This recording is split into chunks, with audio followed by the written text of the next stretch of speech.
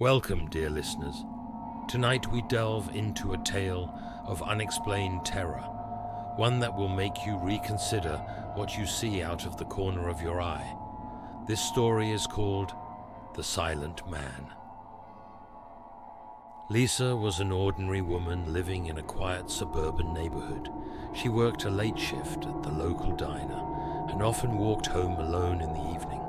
The streets were usually deserted, and she enjoyed the solitude after a long day. One evening, as Lisa made her way home, she noticed something odd. At the end of a dimly lit alley, she spotted a figure, a tall man standing perfectly still, his back to her. He was dressed in an old-fashioned black suit, his hands clasped neatly in front of him. Something about the man unsettled her, but she brushed it off as just another peculiar resident of the neighborhood. She hurried past, not giving it another thought. That night, Lisa couldn't shake the image of the man. There was something off about him, something she couldn't quite place. She checked her locks and windows, feeling an irrational sense of unease.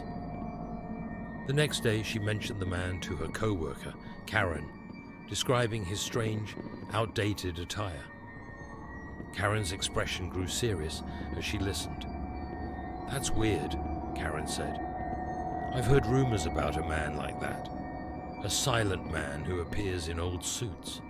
Some say he only shows up to those who are marked for something dark." Lisa laughed it off, dismissing the story as just another urban legend. But as the day wore on, she couldn't shake the feeling that she was being watched. That evening, as Lisa walked home, she felt a chill run down her spine.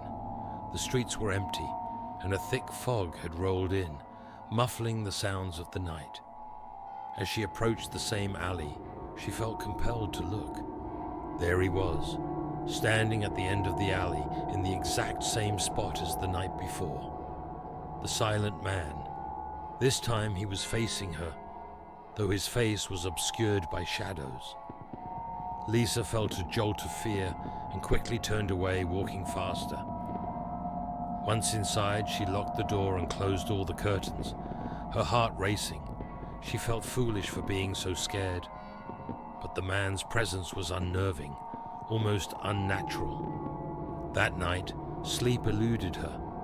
Every time she closed her eyes, she saw the shadowy figure, standing silently, watching. When she finally drifted off, she dreamed of being lost in a maze of fog, with the silent man always just out of reach. The next day, Karen noticed Lisa's exhaustion and asked if she was okay. Lisa confessed that she had seen the man again, and this time she couldn't shake the feeling of dread. Karen suggested going to the police, but Lisa hesitated. What could she say? That a strange man was standing silently in an alley? It sounded absurd. Determined to face her fear, Lisa decided to take the same route home. As she neared the alley, her steps slowed. The fog was thicker tonight, the air colder. She peered down the alley, but it was empty. Relieved, she continued home, chastising herself for being so paranoid. She reached her door and fumbled for her keys, her hands shaking slightly. As she stepped inside, she froze. There, at the end of her hallway, stood the silent man, his face still shrouded in shadow, but this time his head was slightly tilted, as if observing her. Horrified, Lisa backed away, but the man took a slow, deliberate step towards her. His presence seemed to suck the warmth from the air, leaving a cold, oppressive silence. She tried to scream, but no sound came out. The silent man raised a hand and pointed directly at her, his fingers long and unnaturally thin. Lisa felt a pressure in her chest, as if the very air was being pulled from her lungs. She collapsed to the floor, gasping for breath, her vision blurring. The last thing she saw before darkness claimed her was the man's shadowy form looming over her. Lisa was found the next morning, unconscious but alive. She couldn't remember what had happened after she entered her home, but she was left with an overwhelming sense of fear and felt as if she had been marked by the Silent Man. She moved out of her apartment and tried to forget the incident, but she could never shake the feeling of being watched. Sometimes late at night, she would see a shadow at the end of her hallway, and she knew the Silent Man was still there.